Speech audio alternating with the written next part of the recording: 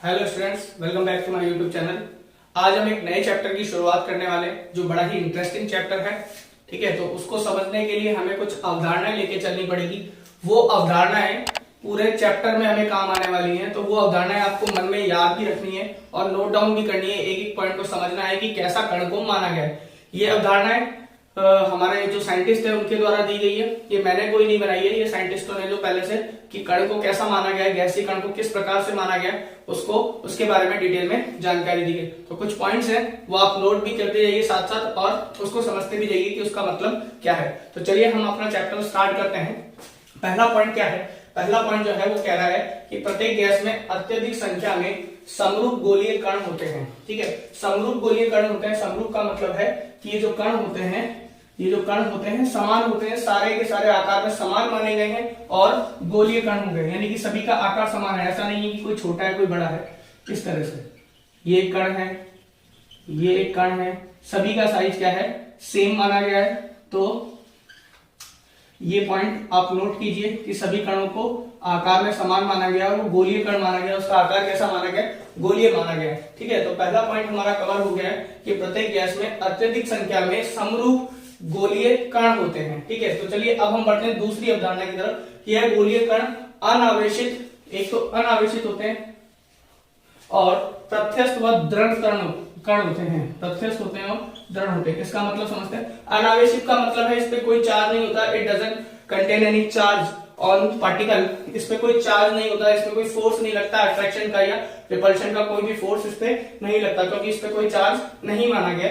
और दूसरा ये प्रत्यस्थ होते हैं। प्रत्यस्थ का मतलब होता है कि अगर दो कणों के बीच में टक्कर होगी तो जितनी वेग से टक्कर हुई उसी वेग से वो वापस पीछे चला जाएगा, है ना। तो उसका वेग जो होगा वो चेंज नहीं होगा और जितनी दूरी तय करनी है उसको, जो जितनी दूरी उसने चलने में पहले तय करी है टक्कर से पहले, उतनी दूरी टक्कर के बाद वो तय करेगा। यानी कि उसका वेग जो होगा वो नियत बना रहेगा टक्कर से पहले भी और टक्कर के बाद भी। और दृढ़ का मतलब समझते हैं। दृढ़ का मतलब इसको एक ठोस गोलीय पिंड की तरह माना गया है। बिल्कुल एक गोलीय पिंड होता है, ठोस, इसको ठोस माना गया है कि ये ठोस है, ये सॉफ्ट नहीं है। ठोस है तो प्रत्यस्थ है।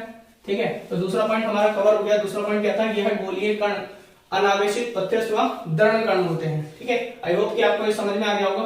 तीसरा पॉइंट है गैस के सभी कण सभी दिशाओं में संभव वेग से गति करते हैं। तो संभव वेग से गति करते हैं यानी कि इनका कुछ एक निश्चित वेग होता है, जितना जितना वेग होता है सभी दिशाओं में रैंडमली ये गति करते हैं। इनकी कोई गति फिक्स नहीं होती कि कोई इस दिशा में जाएगा कोई इस दिशा में जाएगा, ये सभी एक ही दिशा में चल रहे हैं, ऐसा कुछ फिक्स नहीं होगा। ठीक है, ये सभी जो अगर कंटेनर में भर दी गई है गैस तो इनकी गति कुछ भी हो सकती है। जैसे ये कंटेनर में गैस है और ये कण है तो ये इधर भी जा सकता है, ये इधर भी जा सकता है, इधर भी जा सकता है, इधर भी जा सकता है। इनकी जो गति होती है कोई फिक्स नहीं होती है। तो सभी संभव वेग से गति करते हैं। इसका वेग v1 हो सकता है, इसका वेग v2 हो सकता है, v3, v4, v5 और v6। तो इनका वेग कुछ भी हो सकता है। जो इनका वेग होगा उस वेग से ये पूरे कंटेनर में सभी दिशाओं में गति कर सकने के लिए स्वतंत्र हैं। स्वतंत्र रूप से ये गति कर सकते हैं, इनको कोई रोक टोक नहीं है। ठीक है, तो तीसरा पॉइंट हमारा कवर हो गया है। गैस के सभी कण सभी दिशाओं में सभी संभव वेग से गति करते हैं। सबके वेग अलग अलग हो सकते हैं, उसमें कोई नई बात नहीं है। सभी के वेग अलग अलग हो सकते हैं, दिशाएं कुछ भी हो सकती हैं। ठीक है, तो उन पे कोई रिस्ट्रिक्शन नहीं है कि कोई इस वेग से गति करेगा, फिक्स है, कोई फिक्स वेग नहीं है।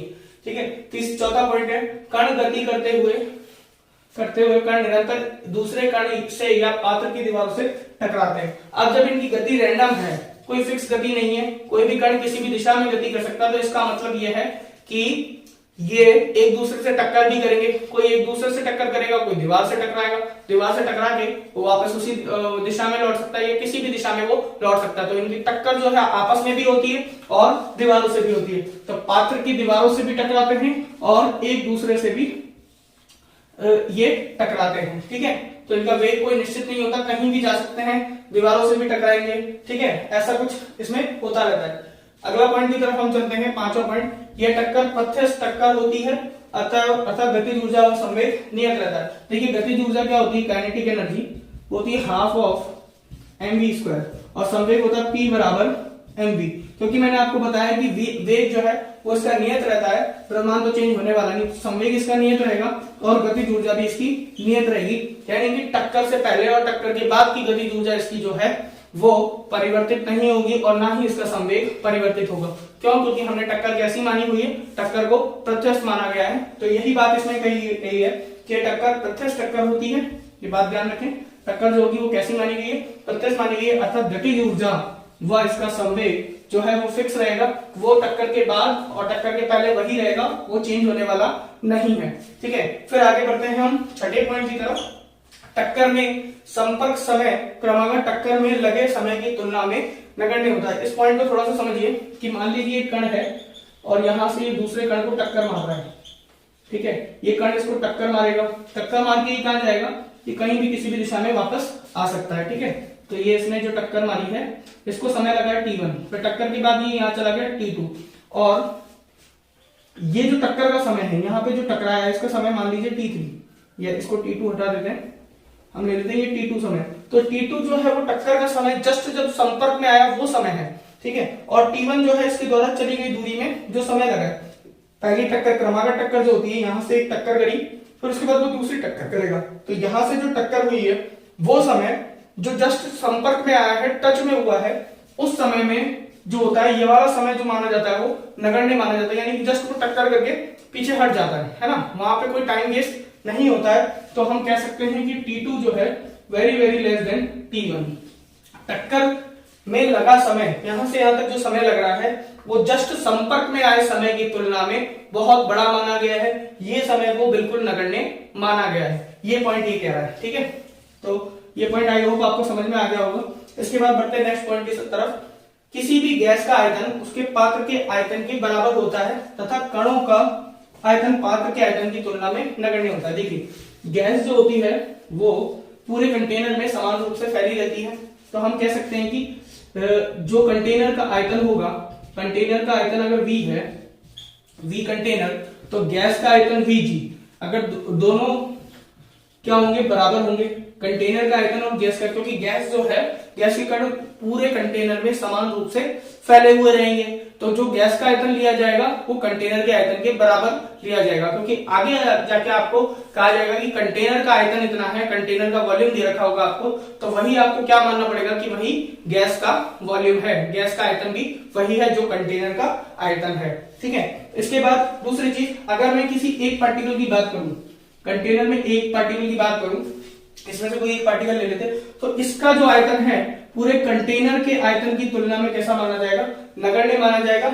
इस कंटेनर की तुलना में ये बिल्कुल नगण्य है, इसका खुद का कोई आयतन नहीं माना जाएगा। पूरी गैस आ गई तो पूरी गैस का आयतन कंटेनर के आयतन के बराबर माना जाएगा, जबकि एक कण का आयतन कंटेनर के आयतन की तुलना में नगण्य माना जाएगा। तो आई होप मैंने इसके सारे जो अवधारणा वाले पॉइंट्स थे वो आपको कवर करा दिए हैं। इसके बाद हम चैप्टर की तरफ बढ़ते हैं। ये आपको नोट भी करने हैं और आपको याद भी रखने हैं, जब हम चैप्टर में डेरिवेशन करेंगे उसके लिए ये अवधारणा के पॉइंट काम में आएंगे। तो आप आगे बने रहिए वीडियो में और इसको नोट कीजिए, फिर हम आगे बढ़ते हैं।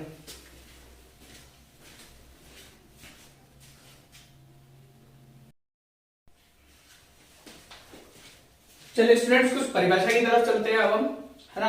अब हमें पढ़ना है कि गैसों का जो वेग होता है उसमें औसत वेग कैसे निकाला जाता है और वर्गमूल माध्य वेग किसे कहते हैं, इसके बारे में हमें पढ़ना है। कि मान लीजिए सबसे पहले हम औसत वेग पढ़ते हैं। मान लीजिए कंटेनर है और कंटेनर के अंदर हमारे गैस के अणु है, एक अणु पर चर्चा करते हैं। तो ये जा रहा होगा V1 वेग से, ये इधर रैंडमली V2 वेग से, और ये V3 वेग से, ये V4 वेग से, ये V5 ऐसे करके, और ये Vn। सभी पूरे पात्र में सभी यादृच्छिक गति करते हैं, रैंडमली गति करते हैं, इनकी कोई वेग फिक्स नहीं होता है। ये हमने अवधारणा में पढ़ा था कि किसी भी दिशा में गति कर सकते हैं, किसी भी वेग से ये गति कर सकते हैं, कोई इनका फिक्स वेग नहीं है। तो हमें इसका वेग जब निकालना है तो हम इसके औसत वेग की पहले बात करते हैं कि औसत वेग क्या होता है। तो आप औसत कैसे निकालते हैं, माना कि इसमें माना n कण है, इसमें कितने कण है, n कण है, तो V एवरेज क्या लिया जाएगा, V एवरेज लिया जाएगा V1 plus V2 plus V3 plus V4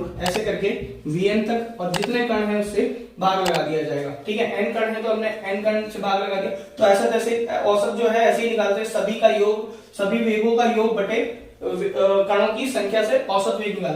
तो मैं आपको बता दूं कि ये जो औसत वेग आता है ये हमेशा 0 आता है, क्योंकि ये सभी जगह गति कर रहे हैं। सभी का जब टोटल निकालोगे, मान लीजिए कि हम इसको एक अक्ष मान लेते हैं, y अक्ष, तो इधर वालों को प्लस लेंगे और इधर वालों को माइनस लेंगे, तो इनका योग और इनका योग चिन्ह के साथ जब करा जाएगा प्लस माइनस में, वेग में तो आपको प्लस माइनस लेना ही पड़ेगा, तो सभी का योग क्या आता है, जीरो आता है, जिसकी वजह से हम औसत वेग को क्या मान लेते हैं कि औसत वेग इसका जीरो होगा। तो हम इस औसत वेग को कहीं भी काम में नहीं ले सकते, क्योंकि हमेशा आंसर क्या आएगा, जीरो। इससे गतिज ऊर्जा भी जीरो आ जाएगी।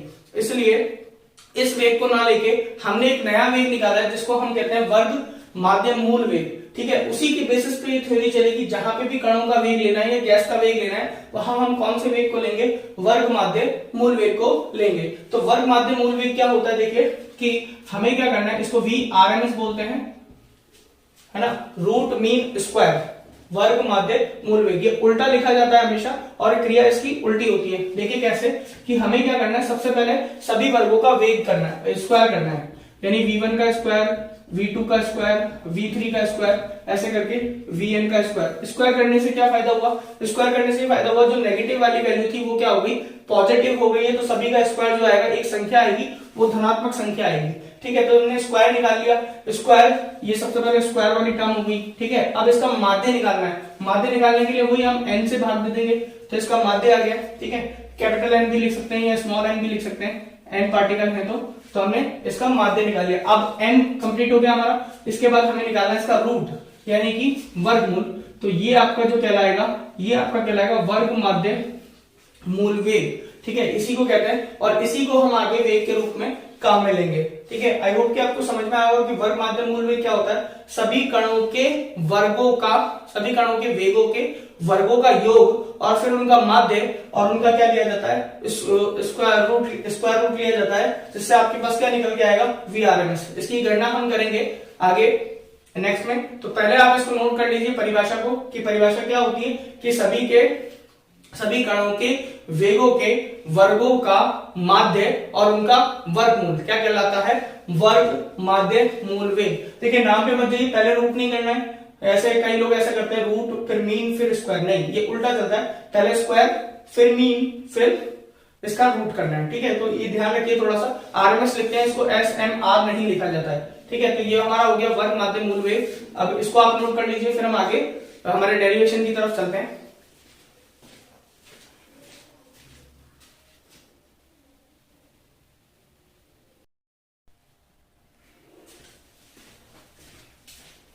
चलिए स्टूडेंट्स, अब हम बढ़ते हैं हमारे डेरिवेशन की तरफ। ये डेरिवेशन मोस्ट इंपॉर्टेंट है, ये एग्जाम में कई बार पूछा जाता है कि कोई गैस होती है, गैस के कणों द्वारा पात्र की दीवारों पर कितना दाब लगाया जाता है, या किसी गैस द्वारा पात्र पर कितना दाब लगाया जाता है, ये हमें कैलकुलेट करना। तो डेरिवेशन थोड़ा लंबा है, इसको स्टेप बाय स्टेप अगर आप समझेंगे तो आपको बिल्कुल ये इजीली समझ में आएगा। तो सबसे पहले हमने दो कंडीशन ली है।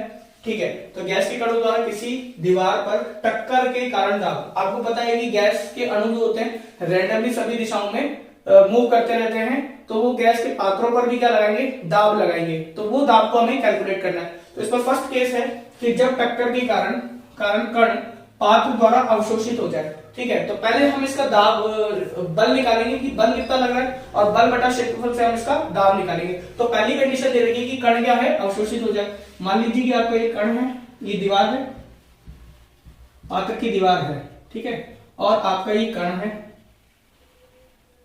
कण, और इसका द्रव्यमान जो है m है, और ये v वेग से चल रहा है। ठीक है, इसको समझिए कि इसका द्रव्यमान जो है कण का द्रव्यमान जो है वो m है, और उसका वेग जो है वो v है। अब ये पात्र की दीवार पे चला और यहां से टकराया ये इस जगह पे। ठीक है, तो इसका वेग कितना हो गया, 0, क्योंकि हमने क्या माना है कि पात्र की दीवारों से अवशोषित होता है। पहले केस में अवशोषित मानना है, दूसरे केस में हमें क्या लेना है कि वापस टकराने के बाद लौट जाए। तो दोनों केसेस का एनालिसिस करना है। टकराने के बाद इसका वेग जो हो गया वो 0 हो गया। तो हम अगर इसका संवेग निकालें, संवेग में परिवर्तन देंगे, तो डेल्टा P जो आएगा वो V2 माइनस V1 आएगा। ठीक है, V2 माइनस V1। तो V2 कितना है, V2 जो है वो 0 है, अंतिम वेग जो है वो 0 हो गया है, और V1 कितना है, V1 हमारा V है। ठीक है, तो V2 0 हो गया, तो डेल्टा P कितना हो गया, देखिए डेल्टा P जो हो गया वो हमारा हो गया 0 minus m into V। Delta P आ गया हमारे पास माइनस m इंटू V। ठीक है, ये तो है संवेग में परिवर्तन। ध्यान रखिए यहाँ पे P जो है वो संवेग है, दाब नहीं है, ठीक है। संवेग में परिवर्तन कितना होगा, माइनस का डेल्टा माइनस का mv, ठीक है। ये डेल्टा P हो गया आपका संवेग में परिवर्तन। अगर मैं इसका मॉड ले लूं तो डेल्टा P, क्योंकि हमें दिशा के बारे में कोई जानकारी नहीं है तो अभी हम इसका मॉड ले लेते हैं, तो ये हो गया mv, अगर मैंने मॉड ले लिया तो, ठीक है। अब हमें निकालना है सतह पर आरोपित दाब जो होगा वो F होगा, और F क्या होता है, delta P by delta T, ठीक है। संवेग में परिवर्तन किसके सापेक्ष, समय के सापेक्ष कहलाता है आपका दाब। तो दाब जो आएगा वो आपका आएगा mv अपॉन dt। यहां पे मैं अगर समय को dt को यदि 1 ले लूं, यानी कि प्रति सेकंड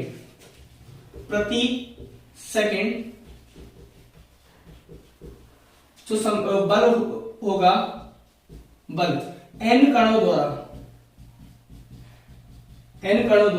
एक कण द्वारा जो बल है वो mv है, ठीक है, अपॉन dt है। dt का वैल्यू 1 हो जाए, अगर प्रति सेकंड की बात होगी तो dt कितना हो जाएगा, 1 हो जाएगा, और n कणों द्वारा हो रहा है तो F बराबर mv इंटू n, ये आपका बल आ गया, ठीक है। तो बल को मैं लिख देता हूं, अगर n कण है mv n हो गया, ठीक है, ये आपका बल हो गया। अगर मैं इसके दाब की बात करूं तो दाब जो होगा, दाब होता है P, वो होता है F अपॉन A के बराबर, है ना। बल बटा क्षेत्रफल क्या होता है, दाब होता है, तो हम इसको लिख सकते हैं m v इंटू n बटे A।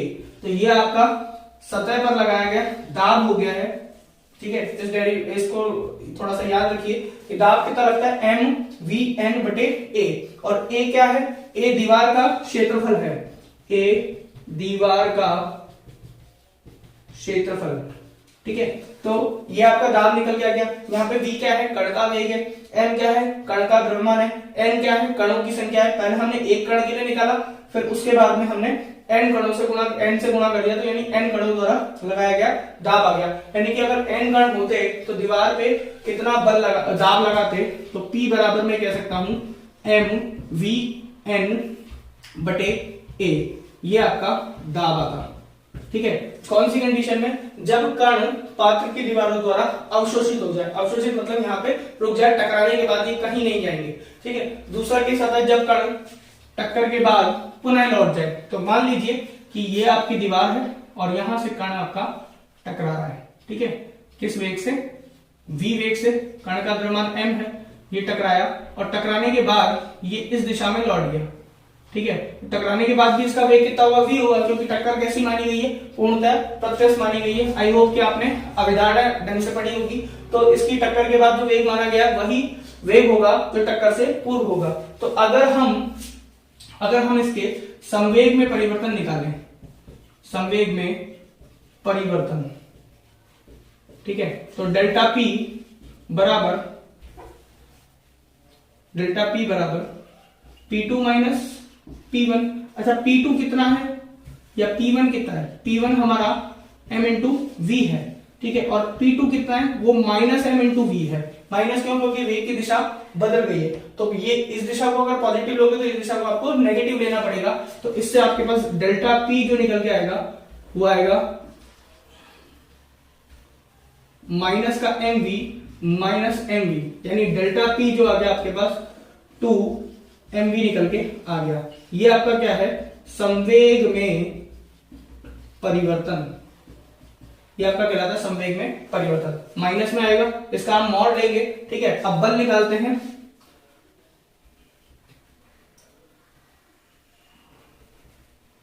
अगर बल की बात करें तो बल होता है आपके पास dp बाय dt, है ना। संवेग में परिवर्तन किसके सापेक्ष, समय के सापेक्ष। तो हम इसको लिख सकते हैं माइनस का 2mv अपॉन dt, ठीक है। इसको मॉड में ले सकते हैं, हम मॉड में ले लीजिए, क्योंकि दिशा के बारे में कुछ भी नहीं हमें कंसीडर करना है। तो delta mod of 2mv upon dt। यदि मैं कहूं n कणों द्वारा पात्र पर लगाया गया बल,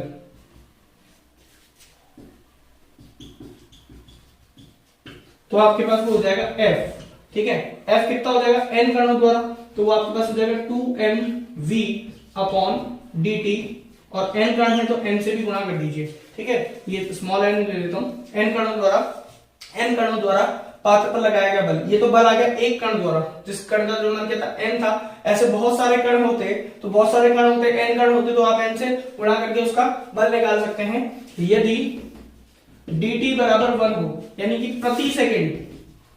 प्रति सेकंड दीवार पर, बिल्कुल वही वैसा ही डेरिवेशन हो रहा है, पर लगाया गया बल, अगर इसकी बात करें तो F बराबर 2mVn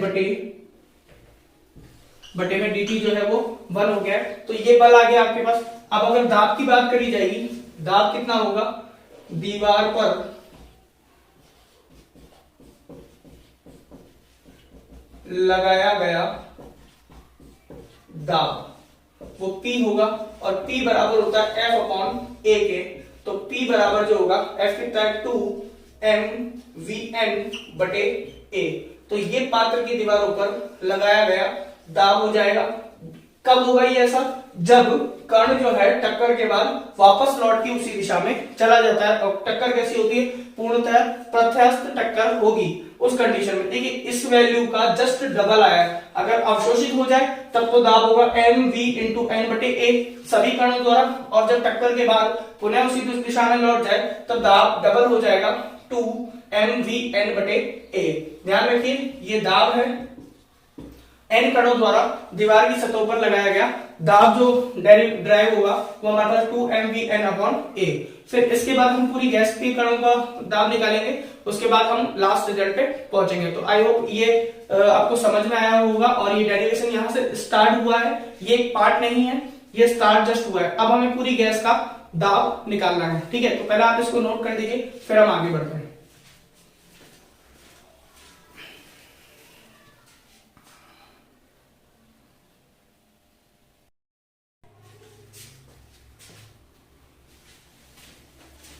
चलिए स्टूडेंट्स, अब हम बढ़ते हैं अपने नेक्स्ट डेरिवेशन की तरफ। यहीं से सवाल बनता है पेपर में, पूरा डेरिवेशन आपसे पूछा जाता है। तो अब हमें निकालना है किसी गैस द्वारा पात्र पर लगाया गया दाब। अभी तक हमने क्या निकालना है, किसी एक दीवार पर लगाया गया दाब। अब हमें क्या निकालना है, पूरे पात्र पर लगाया गया दाब हमें निकालना है। तो मान लीजिए कि गैस का कंटेनर है, ठीक है, और इसकी ये गैस का कंटेनर है, और ये मैं क्यूब शेप में ले रहा हूं थोड़ा डेरिवेशन इजी करने के लिए, कि ये लंबाई भी L है, ये भी L है, और ये भी कितनी है, L है। और किसी एक दीवार का जो क्षेत्रफल है, इसका क्षेत्रफल A है, और जो किसके बराबर है, L स्क्वायर के बराबर है। और कंटेनर का जो आयतन है V वो L क्यूब के बराबर है। आप जानते हैं कि घन का क्षेत्रफल कितना, घन के एक दीवार का क्षेत्रफल L स्क्वायर हो जाएगा, क्योंकि वो स्क्वायर है, वर्ग है, और आयतन जो होगा वो L क्यूब हो जाएगा, ठीक है। अब मान लीजिए कण चला तो पात्र संवेग में परिवर्तन कितना होगा, उसका संवेग में परिवर्तन ऐसा हम पहले कर चुके हैं। परिवर्तन कितना होगा, डेल्टा P जो होगा, अवशोषित नहीं किया है कण को, दो केस पड़े थे उससे अलग है, दो केस, सेकेंड वाला केस है ये एक्चुअल में, कि अवशोषित नहीं किया है, कण जो है वो टकराया v वेग से, और टकराने के बाद वापस आ गया, ये वो वाला डेरिवेशन है। तो संवेग जो होगा वो होगा 2mv। अब इस v को मैं v1x लिख रहा हूं, इसका मतलब है v1 क्या है, v1x का मतलब क्या है, एक कण का x दिशा में वेग, ठीक है। v1 किसी एक कण की बात कर रहे हैं, किसी एक कण का x दिशा में वेग क्या है, v1x है। तो हमारे पास डेल्टा p कितना आएगा, 2mv1x। v1x का मतलब आपको समझ में आना चाहिए, किसी एक कण के बारे में बात कर रहे हैं, पूरी गैस का निकालेंगे हम n से गुणा करके। तो पहले हम इस एक कण का वेग निकाल रहे हैं, ठीक है। इस कण का वेग कितना है, v1 है, और ये x दिशा में गति कर रहा है, तो हम इसको v1x लिखेंगे। तो v1x का मतलब आपको समझ में आ गया, तो ये संवेग में परिवर्तन आ गया। अब हम बल निकालेंगे, उसी कण का बल, जो बल होगा वो होगा F1x। अब F1x का मतलब क्या है, कि उसी एक कण का x दिशा में कितना बल लगा रहा है तो वो हमें निकालना है। तो देखिए क्या होगा, संवेग में परिवर्तन होता है बल, संवेग में परिवर्तन dp बाय dt, ठीक है। तो F1x जो होगा, dp कितना है, 2mv1x बटे dt, ठीक है। तो हम t लिख देते हैं इस समय को, dt बराबर हमने क्या माना है, t समय में टक्कर हो रही है, तो dt बराबर हो गया t। अब t की वैल्यू देखिए, t क्या है, t आपको जो है वो समय है, t क्या है आपके पास, समय है। समय क्या होता है, दूरी बटा वेग, ठीक है। तो दूरी कितनी चली इसमें, ध्यान से देखिए, अगर मान लीजिए यहां से टकरा के वापस यहां आ गया, तो पूरे कंटेनर में यहां से चला बिल्कुल कोने से चला, टकरा के वापस आ गया, तो दूरी हो गई 2l और वेग हो गया v1x।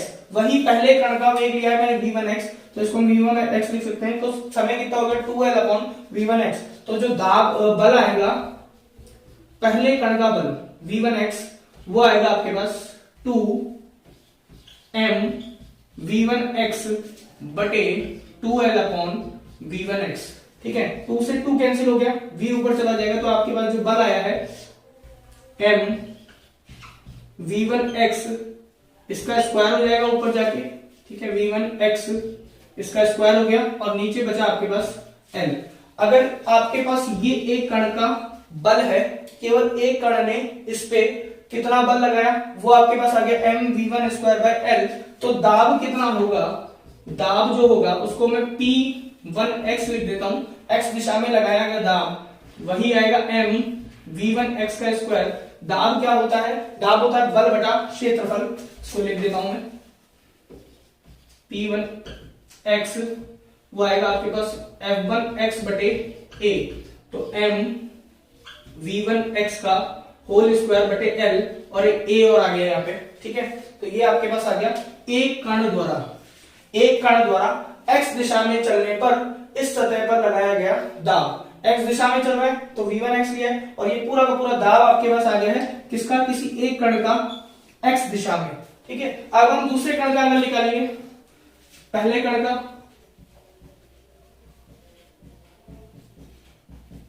दाब जो है वो आएगा p1x, तो इसकी वैल्यू आ गई m v1x का होल स्क्वायर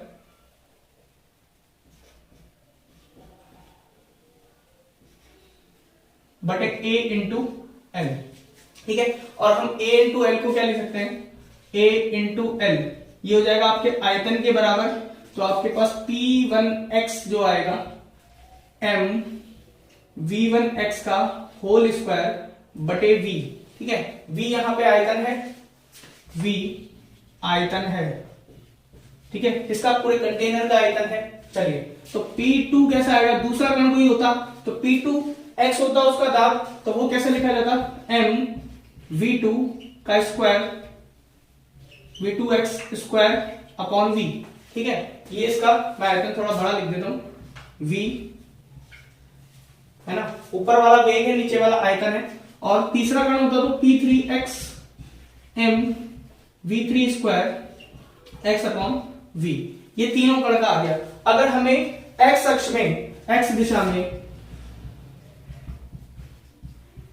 कुल दाब निकालना है, तो वो होगा आपके पास p x दिशा में कुल दाब जो होगा वो होगा p1x plus p2x plus p3x, ऐसे करके सभी कणों का, n कणों का दाब जो है वो जोड़ दिया जाएगा, है ना। x दिशा में निकाल रहे हैं, पहले कण का दाब ये है, दूसरे कण का दाब ये है, तीसरे कण का ऐसे, सभी को जोड़ेंगे तो x दिशा में सभी कणों का दाब आपके पास निकल के आएगा।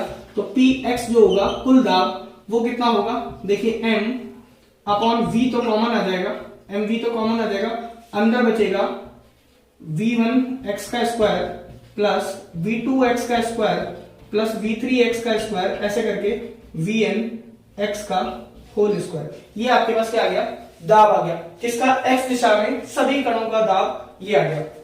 अब बात करते हैं py की। इसी प्रकार y दिशा में जो दाब आएगा वो कैसे आएगा, वो आएगा py is equal to m upon v v1 y का स्क्वायर प्लस v2 y का स्क्वायर प्लस v3 y का स्क्वायर, ऐसे करके vn y का होल स्क्वायर, ठीक है। ये y दिशा में आएगा। इसी तरह से देखिए x दिशा में है और ये y दिशा में है, ठीक है। और अगर z दिशा में निकालूंगा तो z दिशा में दाब, तो z दिशा में आएगा आपके पास pz, कुल दाब आ गया m अपॉन v बिल्कुल ऐसा ही लिखा जाएगा, v1 z का स्क्वायर, v2 z का स्क्वायर, v3 z का स्क्वायर, ऐसे करके vn z का स्क्वायर। ठीक है, तो p z दिशा में आपके पास कुल दाब आ गया। अब मैं अगर सभी दाबों को जोड़ दूं एक साथ तो मेरे पास कुल दाब आ जाएगा, x दिशा का, y दिशा का और z दिशा का, तीनों दाब को अगर जोड़ दिया जाए तो कुल दाब जो आएगा, देखिए कुल दाब वो कैसे आएगा, गैस द्वारा लगाया गया कुल दाब वो आएगा, px को जोड़ दो, py को जोड़ दो और pz को जोड़ दो, तीनों को जोड़ दिया जाए तो कुल दाब p कितना आया। देखिए x वालों को जब आप जोड़ेंगे तो m अपॉन v आपके पास बाहर, आपके पास है v1 का स्क्वायर x वाला, v2x का स्क्वायर, ऐसे करके ही चलेगा, vnx का square plus m upon v सबसे कॉमन है। ठीक है, अगला जो लिखा जाएगा ये वाली टर्म जोड़ी जाएगी, m अपॉन v कॉमन है, इसके बाद आएगा v1 y का स्क्वायर प्लस v2 y का स्क्वायर, ऐसे करके vn y का स्क्वायर। ठीक है, प्लस तीसरा वाला टर्म जो जोड़ी जाएगी pz वाला, तो उसमें भी m अपॉन v कॉमन आ जाएगा, आपके पास बचेगा v1 z का स्क्वायर प्लस v2 z का square dash dash dash vn z का स्क्वायर। तो सब में से m अपॉन v कॉमन आ जाएगा, आपके पास क्या बचेगा, देखिए p बराबर m अपॉन v, ये आयतन है। ठीक है, इन सब का अगर मिला लेंगे हम तो देखिए v1 x का स्क्वायर ये प्लस v1 y का स्क्वायर प्लस v1 z का स्क्वायर। ठीक है, हमने इसकी ये वाली टर्म और इस टर्म को साथ में लिख लिया है। इसके बाद आगे क्या आएगा, इसके बाद आगे आएगा, मैं नीचे लिख देता हूं, प्लस थोड़ा बड़ा है डेरिवेशन, v2 x का स्क्वायर प्लस v2 y का स्क्वायर प्लस v3 z का स्क्वायर, फिर ऐसे करके चलेगा आगे और आपके पास आएगा v1 z का स्क्वायर,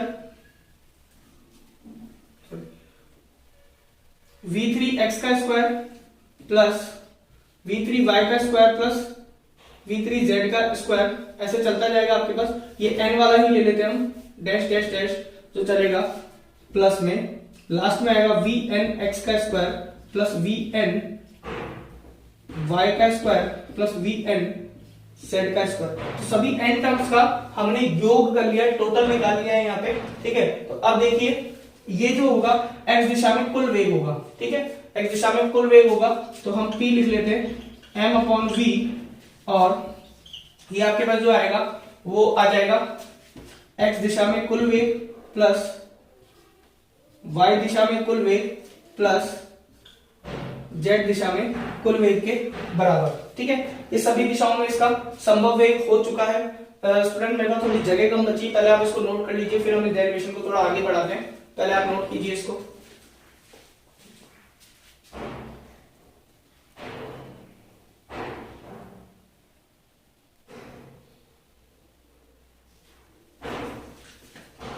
चलिए हम आगे बढ़ते हैं, मैं इसको क्लीन कर देता हूं, वहीं से आगे बढ़ेंगे। आप स्क्रीन को स्टॉप करके इसको आगे बढ़ सकते हैं। देखिए ये हमारे पास टर्म आई है, तो ये पहले कण का x दिशा में, y दिशा में और z दिशा में वेग है, और ये दूसरे कण का x दिशा में, y दिशा में और z दिशा में वेग है, और तीसरे कण का x दिशा में और y दिशा में और z दिशा में वेग है। ये तीसरा लिख देता हूं। ठीक है, ऐसे nवां कण भी आएगा, कहीं ना कहीं n कण आएगा, vn x का स्क्वायर प्लस vn y का स्क्वायर प्लस vn z का स्क्वायर,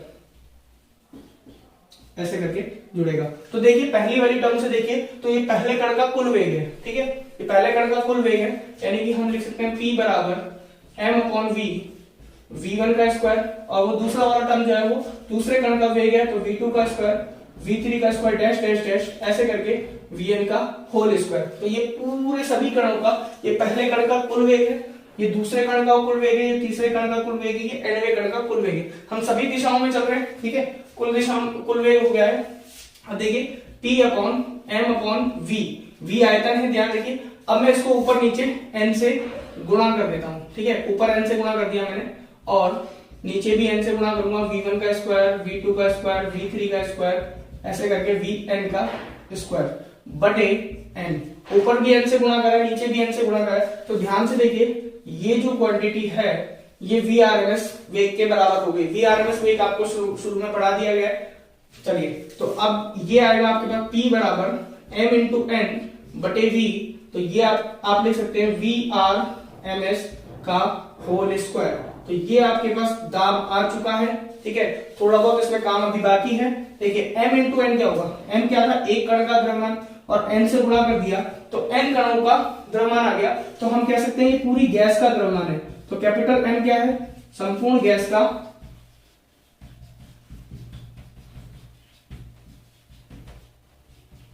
द्रव्यमान। हम लिख सकते हैं इसको संपूर्ण गैस का द्रव्यमान, यानी कि P बराबर कैपिटल M बटे V, Vrms का होल स्क्वायर, जहां पे M क्या है, संपूर्ण गैस का द्रव्यमान है। अब देखिए ये हमने पूरा वेग तो निकाल लिया है, लेकिन आपको पता होगा कि कण जो है ऐसा नहीं है हमने x दिशा में अलग निकाला, y दिशा में अलग निकाला, z दिशा में अलग निकाला।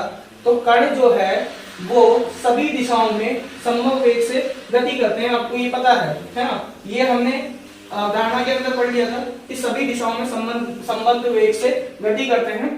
तो ऐसा नहीं है कि सभी कण एक x दिशा में कर रहे हैं, या सभी कण y दिशा में कर रहे हैं, या सभी कण z दिशा में कर रहे हैं। तो एक बार में एक कण सभी एक ही दिशा में गति नहीं करता, अलग अलग दिशा में गति करता है। तो दिशाएं कितनी लेनी है, हमें 3 लेनी है, एक x वाली, एक y वाली और एक z वाली। तो सबका जो दाब है वो भी 1/3 होगा। तो जो कुल दाब होगा, कुल दाब जो होगा मैं लिख देता हूं कारण, क्योंकि सभी कण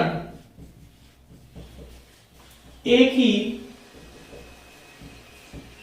दिशा में एक समय में गति नहीं करते, अतः जो दाब होगा वो कुल दाब का 1/3 हो जाएगा, m/v Vrms का होल स्क्वायर। तो ये आपके पास आ गया आपका दाब जो गैस द्वारा लगाया गया। कुल दाब का 1/3 आएगा, क्योंकि x y z तीनों दिशाएं हमें लेनी है। तो एक दिशा में जो वेग होगा, सभी कण एक दिशा में बल नहीं लगाते हैं, दाब नहीं लगाते हैं, तीनों दिशाओं में वो संभव दिशाओं में वो गति करते हैं, इसलिए जो दाब होगा वो कुल दाब का 1/3 आएगा। और देखिए m क्या था हमारे पास, m था हमारे पास द्रव्यमान, किसका द्रव्यमान, गैस का, ठीक है, गैस का। और v क्या था, आयतन। अब ये आयतन किसका था, कंटेनर का आयतन था, है ना, कंटेनर का लिया था, याद है A इंटू L से कंटेनर का आयतन लिया था। तो कंटेनर का जो आयतन होता है वही किसका आयतन होता है, गैस का आयतन होता है। ये भी अवधारणा का पॉइंट था। तो हम m/v को क्या लिख सकते हैं, m/v को लिख सकते हैं रॉ, इसको कहते हैं घनत्व, ठीक है, इसको कहते हैं घनत्व। यानी जो दाब होगा P बराबर 1/3 रॉ Vrms का होल स्क्वायर। ये आपके पास दाब निकल के आएगा। लास्ट में बिल्कुल यही फॉर्मूला चलेगा, तो आपको यहां तक का डेरिवेशन करके आना है। ये भी चलेगा 1/3 m/v Vrms, और जो घनत्व की फॉर्म में आएगा 1/3 रॉ Vrms। आपको ये पता होना चाहिए कि m/v बराबर रॉ होता है घनत्व के। तो इस फॉर्मूले को हम इस रूप में लिख सकते हैं, ठीक है फ्रेंड। तो ये पूरा डेरिवेशन हो गया, काफी बड़ा डेरिवेशन है ये, जब भी आता है एग्जाम में 3 या 4 नंबर से कम का नहीं आता है ना, लंबा डेरिवेशन। तो आप इसको तैयार रखिए। फिर इसके बाद हम आगे एक पॉइंट और कवर करते हैं, छोटा सा पॉइंट है, पहले इसको आप नोट कीजिए।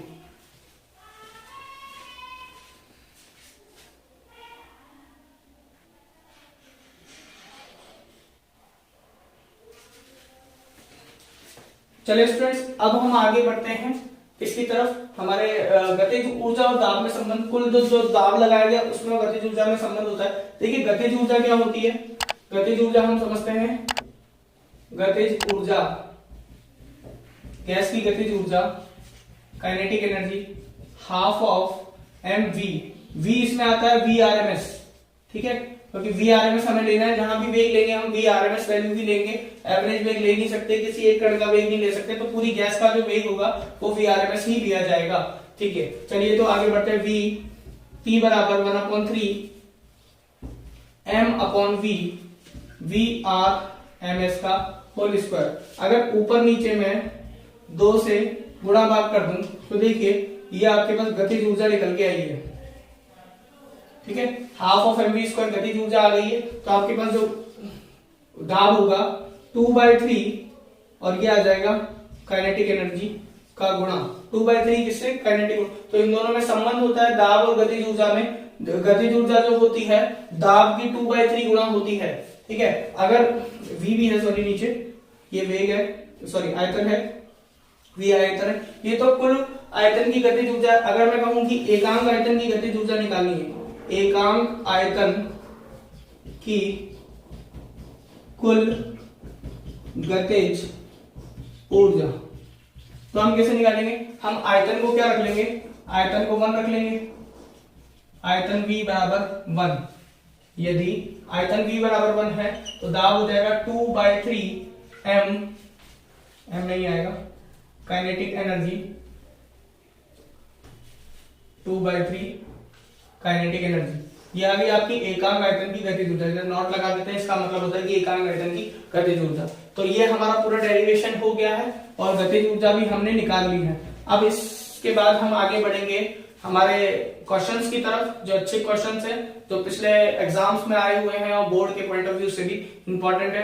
बिल्कुल बेसिक से हम क्वेश्चन करेंगे, पहले इजी वाला, फिर उसके बाद टफ वाला। आगे बढ़ते हैं हम, पहले आप इसको नोट कर लीजिए।